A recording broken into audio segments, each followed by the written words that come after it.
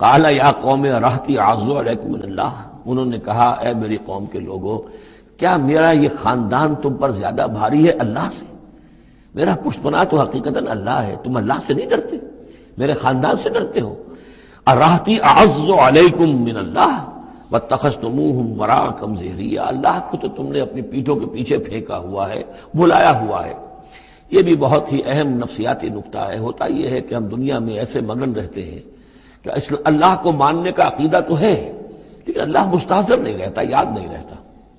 یہ ہمارا پورا دنیا کا کاروبار چل رہا ہے، کاز اینڈ ایفیکٹ، علل ہیں، اسباب ہیں، ان کے نتائج نکل جاتے ہیں۔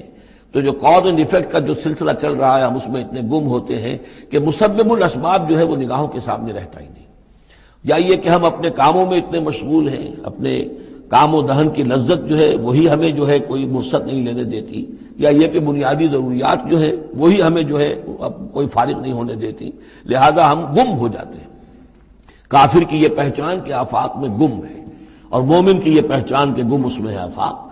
لیکن یہ کافر کا معاملہ کیا ہوتا ہے؟ اللہ کو مانتے تو وہ بھی تھے، مانتے تھے مشرکین مکہ بھی، مانتے تو سب تھے اللہ کو، لیکن یہ کہ اللہ کو تو انہوں نے اوجھل کیا ہوا تھا، آنکھ اوجھل پہاڑ اوجھل۔ تم اللہ سے نہیں ڈرتے، میرے خاندان سے ڈرتے ہو۔ واتخذتموہ وراءکم ظہریا، اللہ کو تو تم نے اپنی پیٹھوں کے پیچھے پھینکا ہوا ہے، یعنی اسے تو نسیم منسیہ کیا ہوا ہے، اس کی طرف تمہارا ذہن ہی نہیں ہے۔ ان ربی بما تعملون محیط، جبکہ میرا رب جو کچھ کہ تم کر رہے ہو اس کا احاطہ کیے ہوئے، تمہارا گھیراؤ کیے ہوئے اللہ، تم اس کی گرفت سے نکل کر نہیں جا